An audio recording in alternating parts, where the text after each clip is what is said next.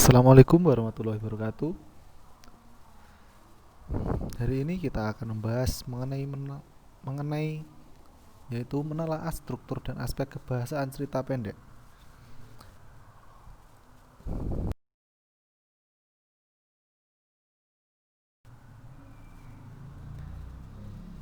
Struktur teks cerpen. Yang pertama yaitu orientasi, yang kedua rangkaian peristiwa, komplikasi dan resolusi. Di slide selanjutnya saya akan menjelaskan mengenai struktur teks cerpen. Ya, ini struktur teks cerpen. Yang pertama yaitu orientasi. Pada tahapan ini, pengarang menceritakan latar berkaitan dengan waktu, ruang, dan suasana yang terjadi dalam sebuah cerpen. Selain itu, orientasi juga adalah sebuah penentuan peristiwa, menciptakan gambaran visual, latar, atmosfer, dan waktu kisah. Yang kedua yaitu rangkaian peristiwa. Kisah berlanjut melalui serangkaian peristiwa yang tak terduga. Yang selanjutnya yaitu komplikasi. Cerita bergerak seputar konflik atau masalah yang memengaruhi latar waktu dan karakter. Tokoh utama mengarah ke solusi. Yang selanjutnya yaitu resolusi. Resolusi adalah solusi untuk masalah atau yang tantangan yang dicapai berhasil. Cara pengarang mengakhiri ceritanya. Yaitu aspek kebahasaan. Yang selanjutnya yaitu aspek kebahasaan teks cerpen. Yang pertama yaitu majas, ungkapan atau idiom, dan peribahasa. Sebenarnya untuk aspek bahasaan teks cerpen ini sangat banyak. Namun saya di sini hanya menyantumkan beberapa, yaitu majas, ungkapan atau idiom, dan peribahasa yang sangat penting untuk diketahui.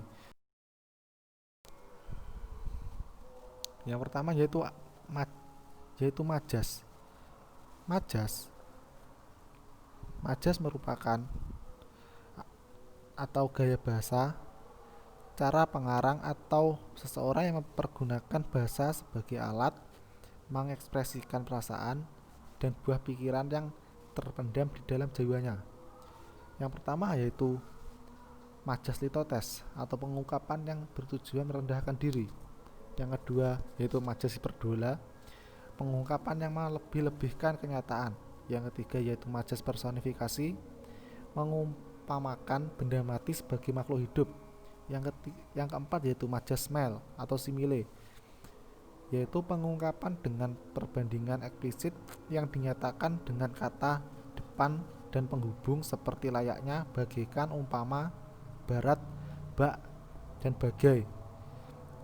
Yang kelima yaitu majas metafora, pengungkapan yang membandingkan suatu benda dengan benda lain karena mempunyai sifat yang sama atau hampir sama. Selanjutnya yaitu ungkapan atau idiom. Ungkapan atau idiom memiliki arti yaitu merupakan gabungan kata yang maknanya sudah menyatu dan tidak ditafsirkan dengan makna unsur yang membentuknya. Idiom atau disebut juga dengan ungkapan adalah gabungan kata yang membentuk arti baru, di mana tidak berhubungan dengan kata pembentuk dasarnya. Ungkapan biasanya adalah gabungan dua kata atau lebih yang digunakan seseorang dalam situasi tertentu untuk mengkiaskan suatu hal. Di dalam ungkapan sendiri banyak contohnya.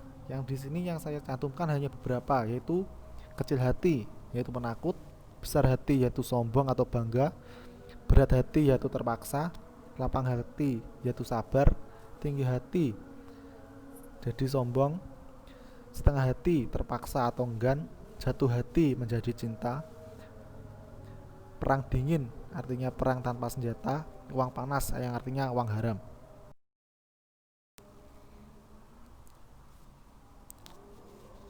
Yang selanjutnya yaitu peribahasa. Peribahasa yaitu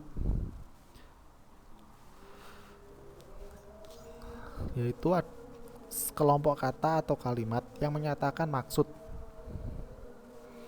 keadaan seseorang ataupun hal yang menceritakan tentang perbuatan, kelakuan, atau hal tentang seseorang. Peribahasa dapat juga diartikan sebagai ungkapan yang tidak langsung, namun tersirat, menyampaikan suatu hal yang dapat dipahami pembaca atau pendengar. Pengertian lain mengenai peribahasa sebenarnya sangat banyak.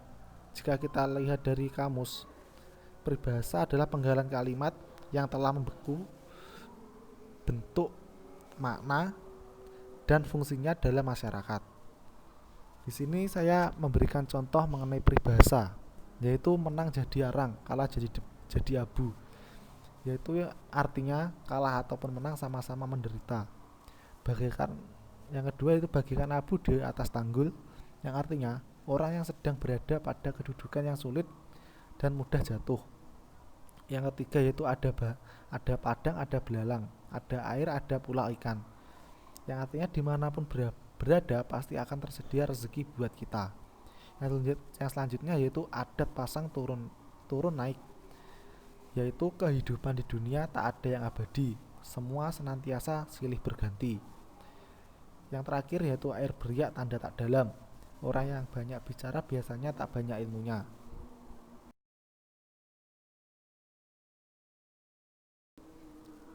Mungkin itu saja yang bisa saya sampaikan. Atas atas kurang lebihnya mohon maaf yang sebesar-besarnya.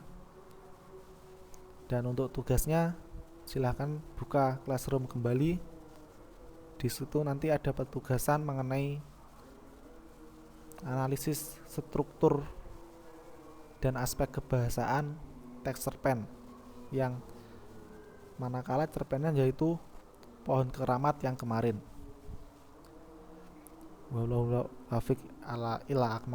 Wassalamualaikum warahmatullahi wabarakatuh.